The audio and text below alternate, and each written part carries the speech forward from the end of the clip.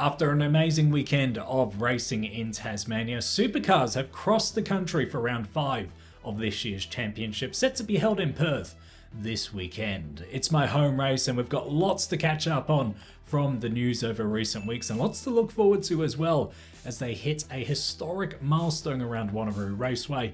Let's jump into the preview. Whether you call it Wanneroo Raceway, Barbagallo Raceway or Carco.com Raceway, it's that same old track we know and love, a classic road course located about 30 minutes drive north of the Perth CBD. It's 2.4 k's in length or 1.5 miles with only 7 turns in a clockwise direction, and the risk rating around here I would say is largely low due to the big sand traps. However, there's a couple of spicy spots, so I'm going to bump it up in the low to medium category. As for a lap at the track, it's a short shoot into the first corner. It comes up very quickly and it's a long right-hander with some big curbs on the inside that the drivers tend to avoid. After that, you're directly into the left-hand kink of turn 2. Largely a formality when you're by yourself, but as Super 2 proved last year, you can have some pretty awkward tangles at this part of the track. Turn 3 is a similar story. You definitely don't want to be banging doors with someone up there, but on lap 1, you pretty much always are. You're over the curb on the right-hand side, and as the car hits the deck, you're into the only real left-hander of this whole track. Turn 4 has a nice sort of camber to the road that allows you to slingshot the car through this bend, and your exit line is important because you want a nice fast run through the right-hander of turn 5. You plunge over and then down a hill into the bowl, turn 6, a long right-hander once again that absolutely torches the tires, and on the exit you find yourself running once again up and then down a hill into the main overtaking spot on this track, the right-hander of turn 7. In terms of spots to watch, parts of the track that tend to generate even more action than the rest, we've got to start with turn 3. This is the reason why I bumped the risk rating up for this circuit. It's pretty much the only location where you don't have an abundance of runoff. Instead, you've got a big solid concrete wall on driver's left and a curb that they have to navigate on the right. Doesn't sound too difficult, but when you're side by side on lap 1, you do not want to interlock wheels through this section of the track. And if you do, those disasters often carry on into turn 4. Turn 6 is my next spot to watch. It's out of sight for most spectators, but it's a really important corner on the track. If you're by yourself, it absolutely kills your outside tires, so you've got to manage how you drive your way through this one. If you're racing somebody, it's one of those areas where you can really get some alternative lines going and try and set up an overtake onto the back straight. And no matter what you're doing, whether you're by yourself or racing another driver, we also see lots of lockups into this corner, and they're severely punished with a big, deep sand trap on the outside of the corner. Even if you get through it, you do lose a heap of time, especially going down the straight afterwards. So yes, definitely an area to keep an eye on. And then the last corner is my last spot to watch, turn 7. There's a lot going on at this seemingly simple right-hander. You've got a big curb on the outside that really punishes the bash plate on these cars. And if you overshoot it, you've got a lot of tarmac from the old pit entry, which does cause a lot of controversy around track limits, whether that's in qualifying, which is usually a simple deletion of your lap time. But if you're racing, we've seen plenty of blues about antics through this corner in the past. So we'll see if they take place again this weekend.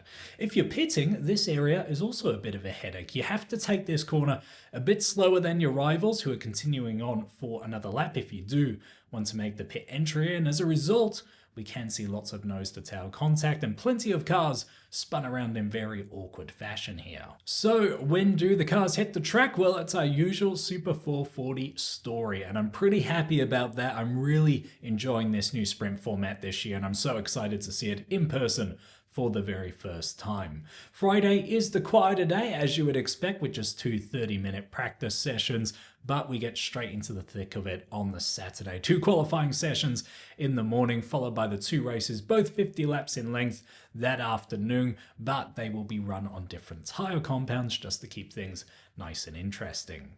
Things reach a crescendo on Sunday with another qualifying in the morning, followed by a top 10 shootout, which we haven't seen in Wanneroo for many years, and then a long race to finish us off. 83 laps that afternoon, all times you can see here in Australian Eastern Standard Time. As for the weather, oh boy, we have dodged a bullet. It is chucking it down in Perth at the time of recording. It's a miserable week, if I'm honest, but it's going to clear up just in time for the racing action. Sunny conditions expected all 3 days at the time of recording, and temperatures hovering around the 20-degree mark. It's going to be just in that sweet spot for us trackside. So what are being some of the key Supercars headlines? I actually want to jump back to Tasmania because my round review was derailed by a very sick puppy who's thankfully doing a lot better now, back to full health. But it did mean I didn't get to discuss the big news. Brad Jones Racing, the second Toyota team next year alongside WAU. Massive news for the sport. We knew Toyota were on the hunt for their second team as they enter Supercars next year.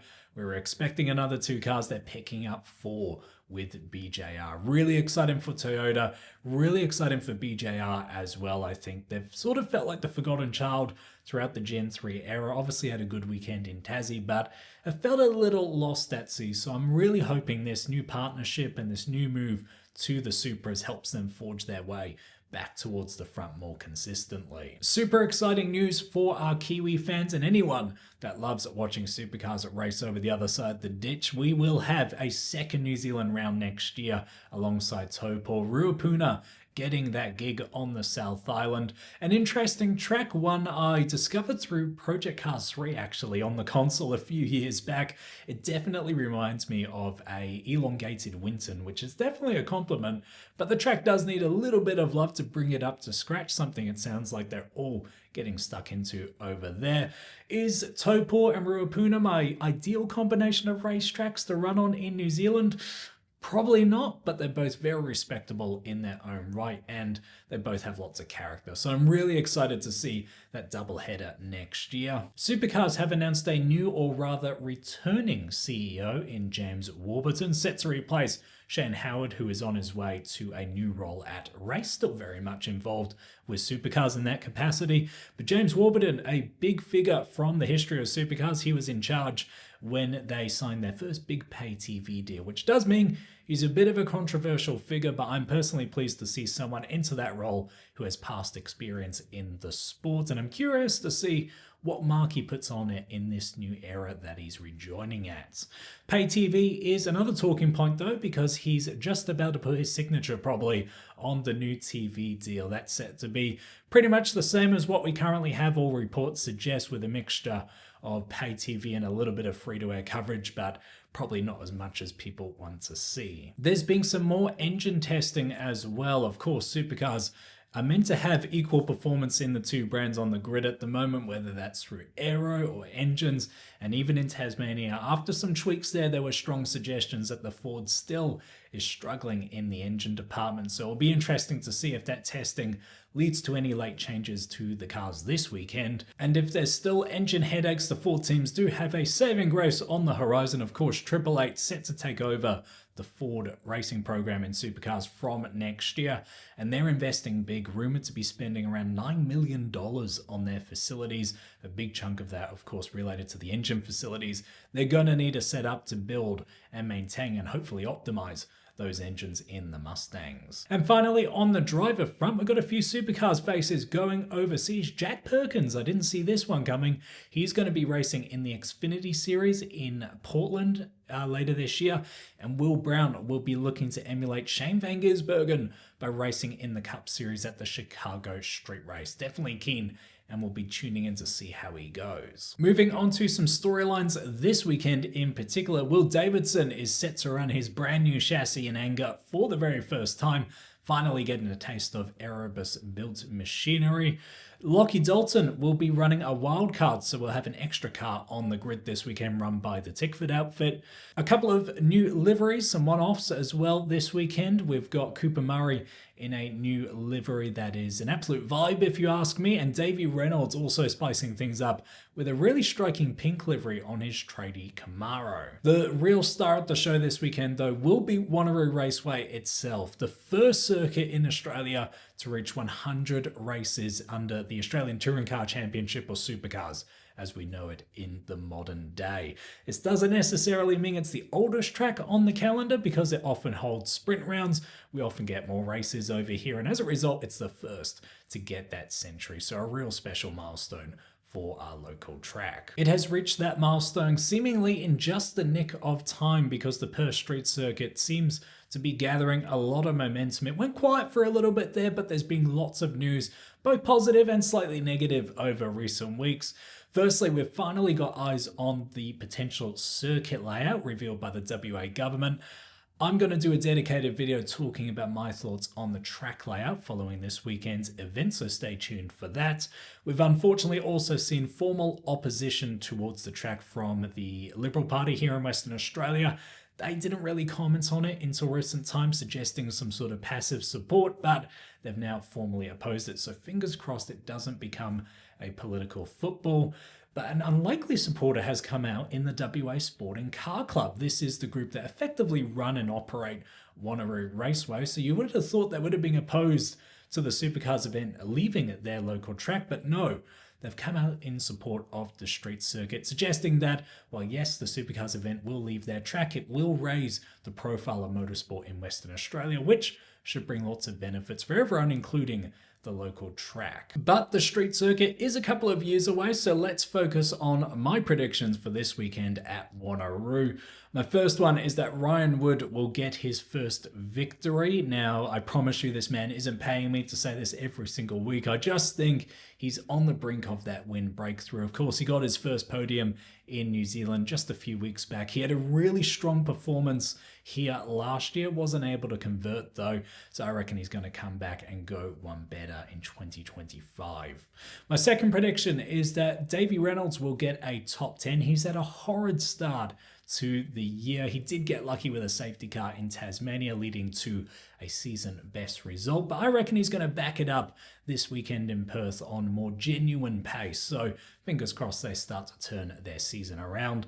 And safety cars, I'm going to predict we get 4 of them this weekend. Wanneroo has been pretty quiet for safety cars in recent times, but I think this much more aggressive style of racing we've seen this year could lead to a bit of drama, especially on some of those spots to watch that I mentioned earlier. Thank you to all of you guys who submitted some predictions. There was a real trend I noticed this time round, which we'll chat about shortly. First prediction here though from JMCX saying alternative strategy might produce a surprise win in one of the races. Yes, the Super 440 format has produced some surprises already. Matt Payne winning on the Sunday in Tasmania definitely wasn't at the top of my list, and we've even seen podiums from the likes of Brad Jones Racing as well, who have really struggled over recent years. So this format does produce a major opportunity, and this new format combined with the huge tyre wear we see at Wanneroo, there definitely could be a surprise. James leads us onto that trend I spotted, Kostecki to win 2 races, he says. There were a few people suggesting Kostecki could get his breakthrough win with Dick Johnson Racing this weekend. James here going one better, suggesting he'll get 2 of the 3. Yes, that team have been knocking on the door of some strong results recently after a tough few years as well, so we'll see if they maintain that momentum. And finally, SC787, I'm just going to take the top one here. Randall and Tickford to be strong along with WAU. Perth was another happy hunting ground for both of those teams last year, and they're both being in a bit of a slump over recent rounds as well, so this is a great opportunity for them to turn it around. As for support categories, we unfortunately don't have Super 2 in Perth this year, a personal disappointment given they always put on a good show, but we do have some great variety in their place. Starting with TA2 Racing, these guys were a late replacement for TCR, who are struggling to get their year off the ground. Only about 13 cars expected for TA2, but I reckon they'll still put on a great show. As will Aussie Racing Cars, 22 entries for those guys set to do slipstream battles around Wanneroo, and V8 Super Utes. Let's be honest, the real reason I'm trackside this weekend. I can't wait to see their 4 races pan out. And finally, a bit of local flavour, WA Historic Touring Cars. Some awesome variety in here. I think they're getting a field of about 30 plus cars. Everything from Minis to Camaros and Mustangs, there's something for everybody. But that will bring my Perth preview to a close. I hope we're in for another exciting weekend of Supercars action. We need it in particular here in Perth because we only get Supercars once a year, and we are also stuck in traffic for 2 hours following the event. So we need lots to talk about, and I'll be covering it in my round review a few days after the event, so be sure to subscribe if you want to stick around for that. And when you're letting me know your thoughts down there in the comments, remember to treat people like your trackside, and I will see you in the next video.